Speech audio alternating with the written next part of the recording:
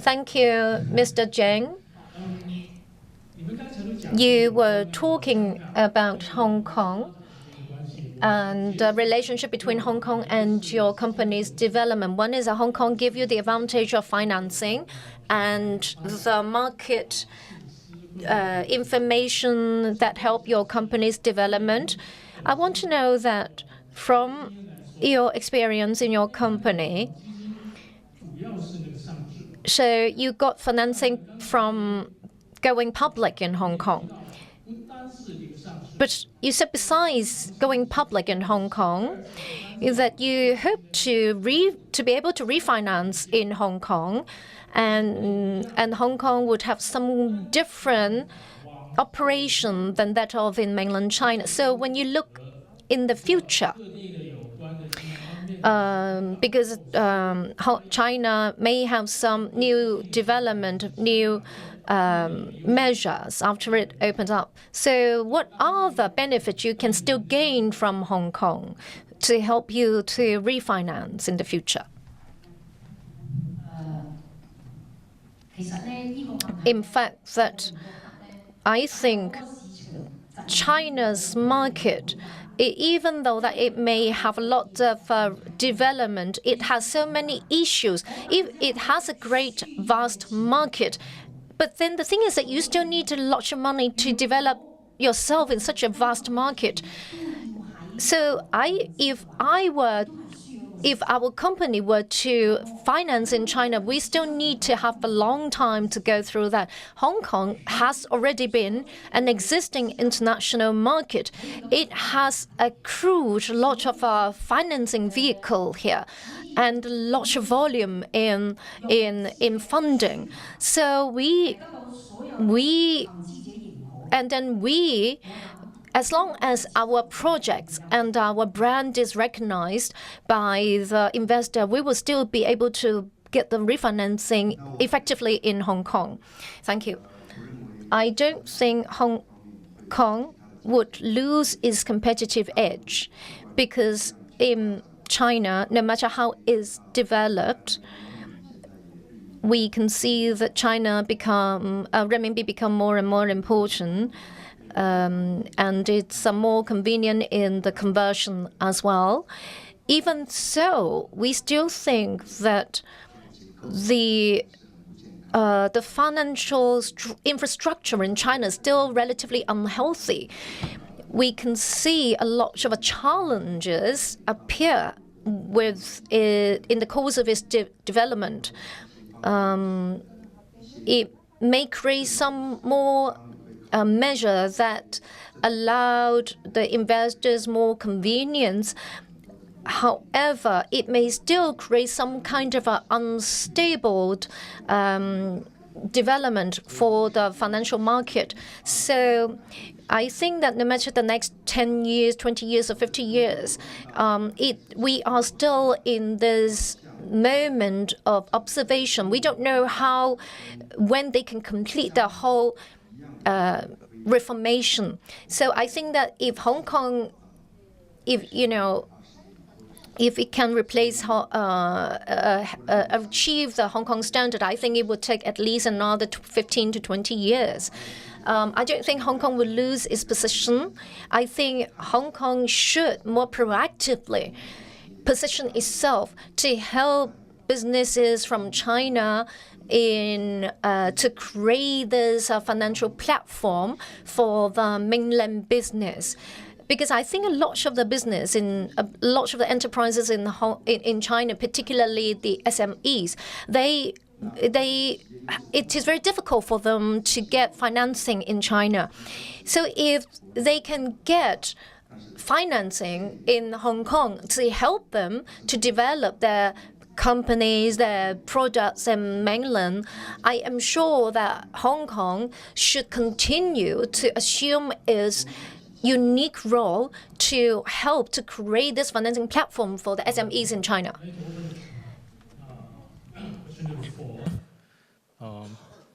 And see who would be interested to raise some questions. I have a few of those, which I will follow up later on, but just in case someone has some urgent questions you want to do it yourself.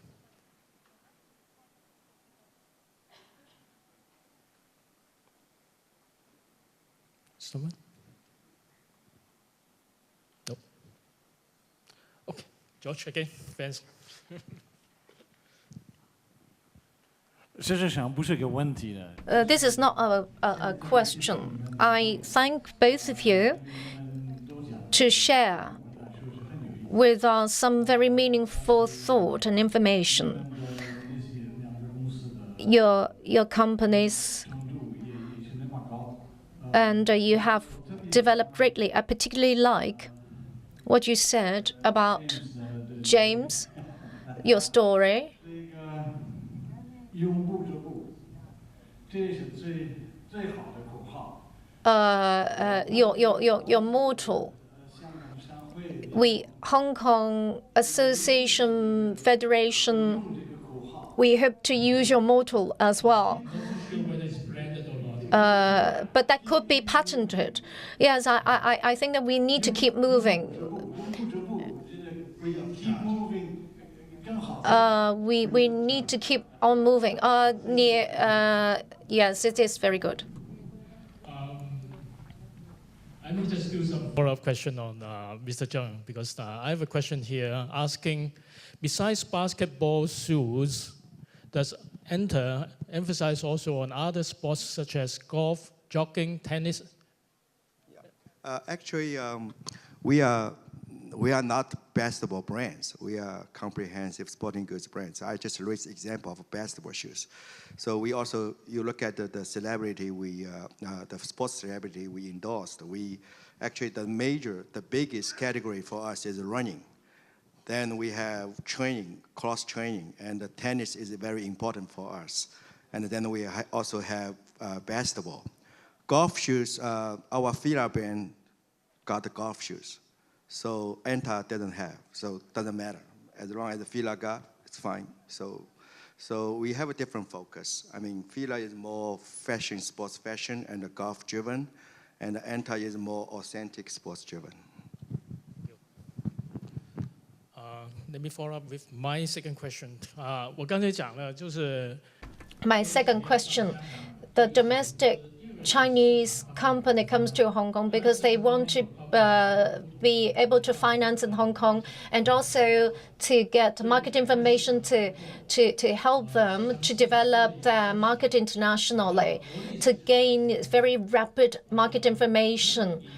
So from your experience, Hong Kong,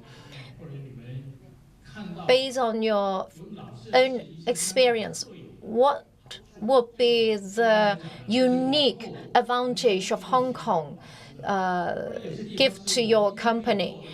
So, or perhaps some advice for us. What were we missing? In anything that we can improve? China business talk about internationalization a lot. But of course, internationalization in different business has different level. You know, we are a sports group. Our internationalization is not merely just talking about an international brand.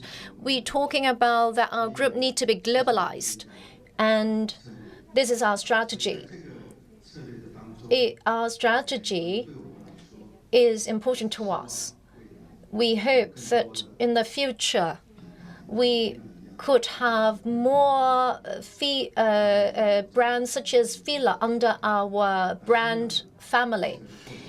And Hong Kong must be able to help us a great deal to help us develop our international brand family. Because we will be able to approach a lot of a professional international sports company, because most of these companies would have a company, a branch, or like a shop in Hong Kong.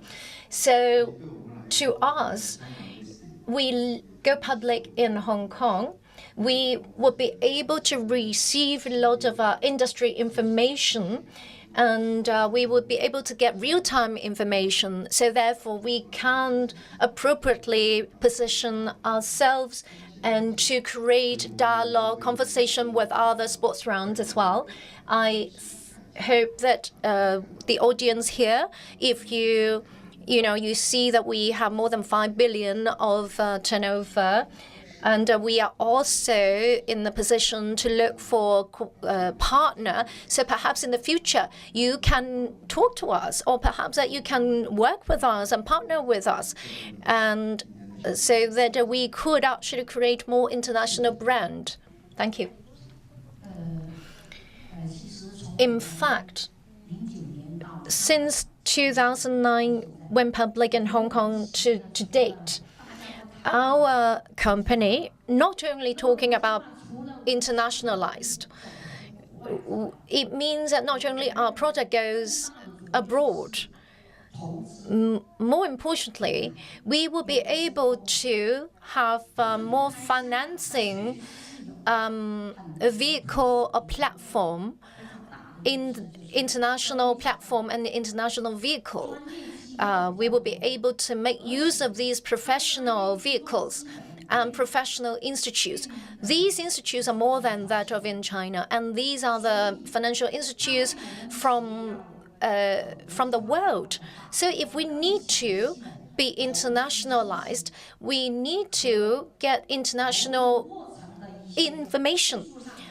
And also that we need to understand the regulation, the professional regulation for our industry, so that we could manage risk effectively. And Hong Kong in this area is very effective for us because it has this professional team and professional institute that provide us information. And so therefore, a lot of the domestic company would want to make use of Hong Kong as a platform, as a mature investment team and a mature financial institute to help us to go abroad, to go to the international market.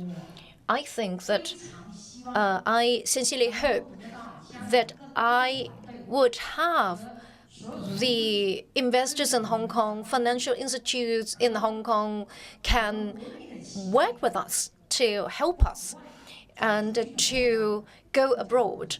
And thank you very much.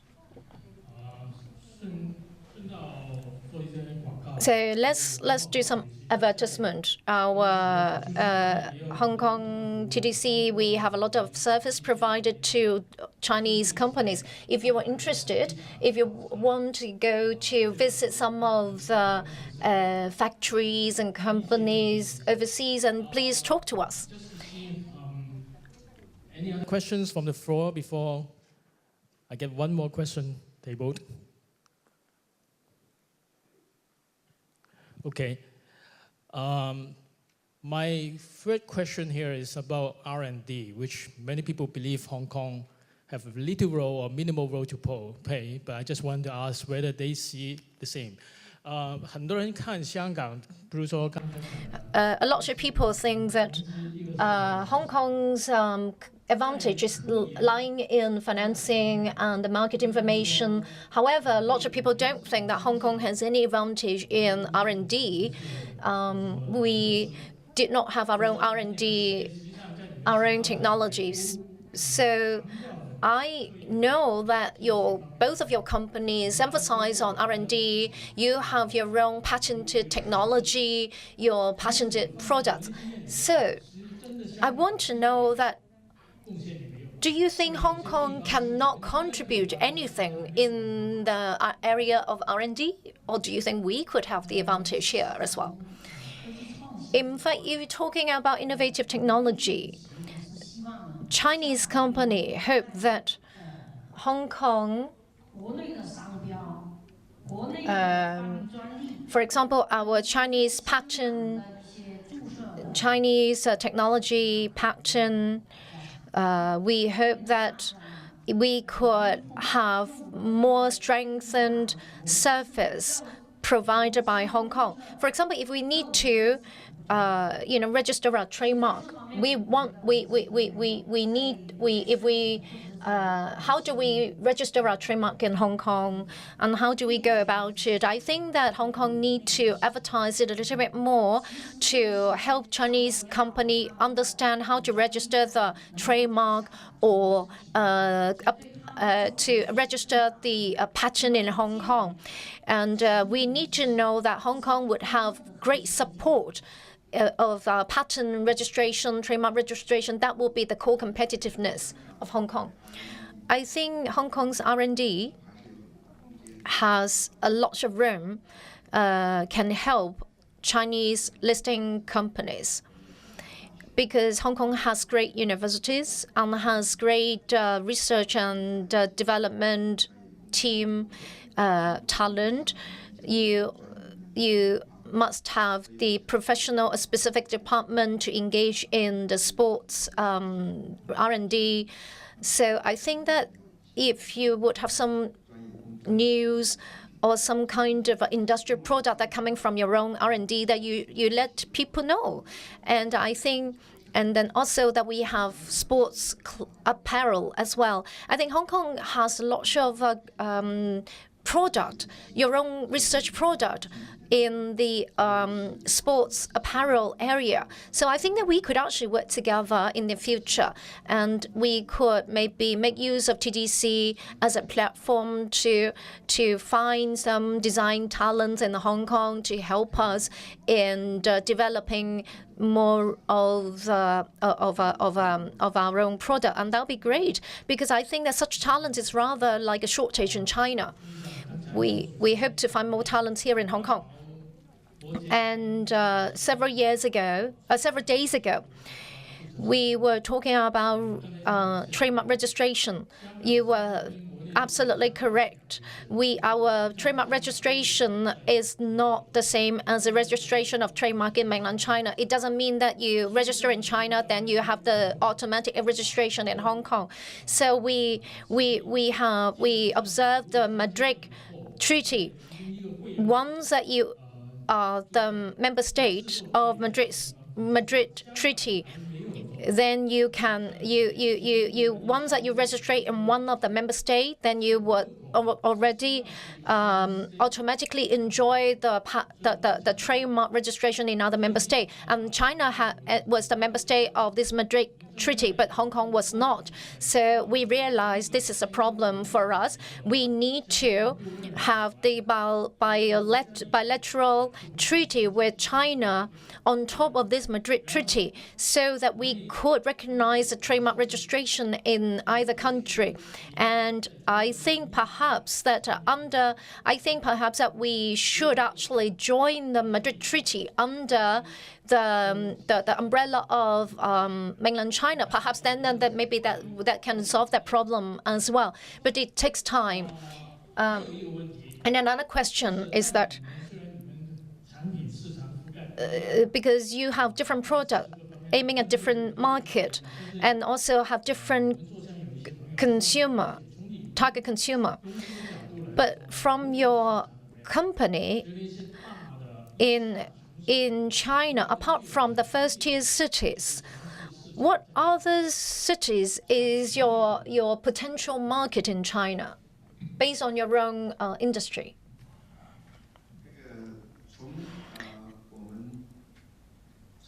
From my own view, China's development has China has developed many years. I don't know, when you're talking about the first-tier city, what cities are the first-tier city, because it has different time, has different definition. Maybe you're talking about Shenzhen, or maybe the provincial major cities.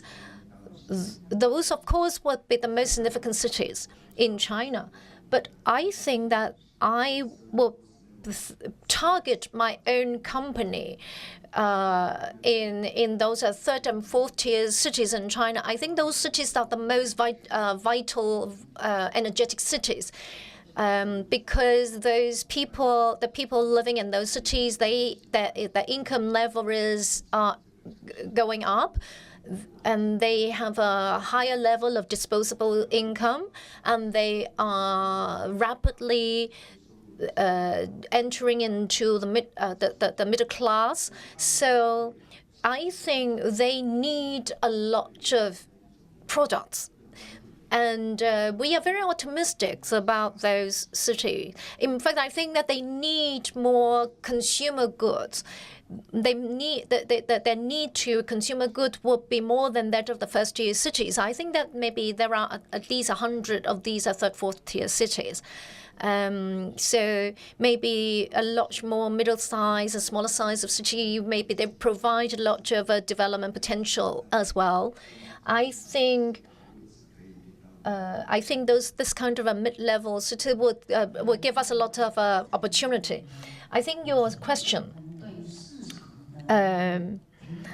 from our evaluation of markets, we have to do this view for the mid-level of pricing, the price product. Like what Mr. Zheng was saying, I think that for those products, they develop much better in the mid-size or mid-tier cities. But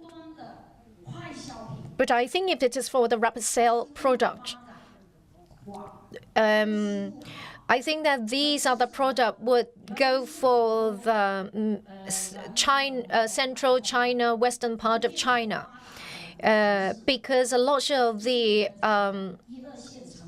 rural worker, they start to go back home instead of staying in the city. And they like to work closer to home. And therefore, the low price, the low-end, mid-end product, I think these kind of product would have a better development and better market position in that kind of a central China or like the western part of China. For our own product, we are a product that is providing casing for food. So what is our product? The genre of our product is that we need to aim at very crowded city. And we use the cattle's dermis as a raw material for our casing. And after processing, that made into collagen casing. And that casing is very suitable to be used for like the tin sausage. So we are the supplier to the low and mid-end products. So we need to aim our market at the larger market with the crowds and critical mass there. Okay. I need to add a little bit. I need to add this point because Mr. Zheng need to go, and because it has a little bit of a later engagement, so we need to be on time. So the last question, according to your experience in the last few years, do you think that your share price in Hong Kong reflects accurately of your company performance in the last few years? Honestly, our company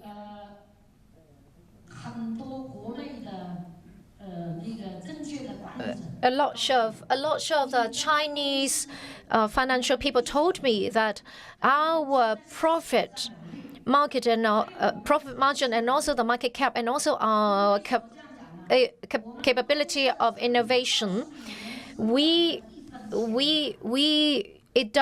share price in Hong Kong does not reflect accurately of our performance, because our share price is only added 1 cent, and so why there's such a good company? Why our share price was so low? Because our PE is now at 8 times to 10 times. In fact, our PE in mainland China should be 30 times over. So a lot of people think that why our PE was so low in Hong Kong. It is because Hong Kong investors and are mainly consisted of institutional investors. And China's investors are mainly individual investors. So therefore, I can say that Hong Kong's investors are more rational. They need to look at your growth rate in the future and then to give you the PE ratio. And Hong Kong also is an international financial center.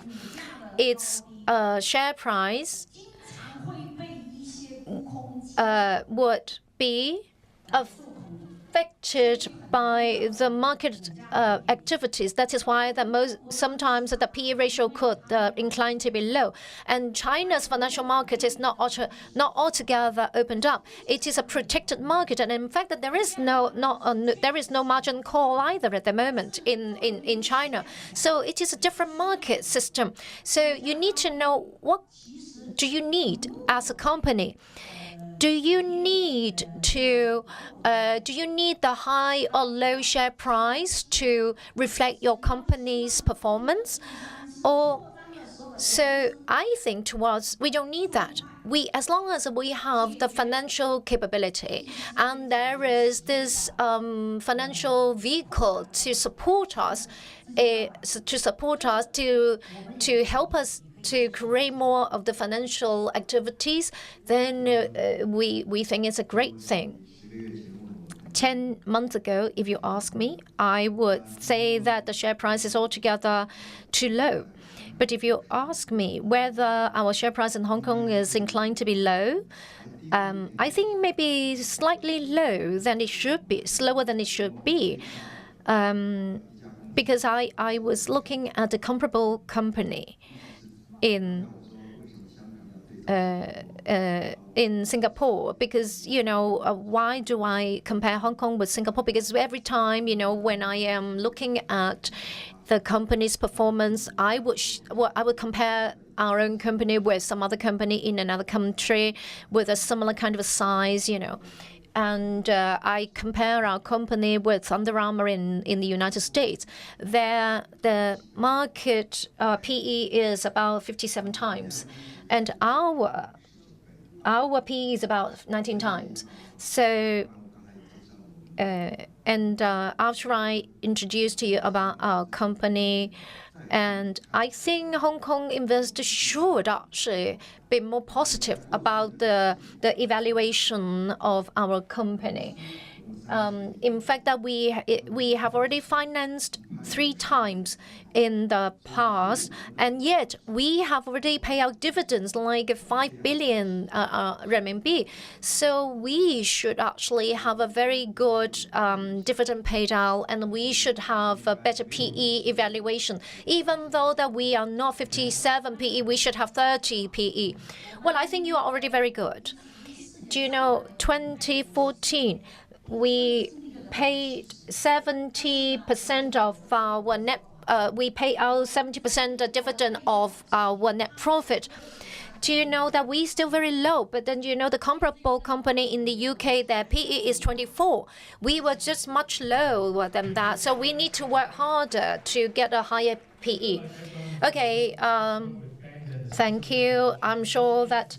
I have the background of being a banker, but I tell you, I am just a moderator. I don't recommend you to buy or sell any of these shares, okay? Thank you, the sharing of Madam Zhou and Mr. Jing.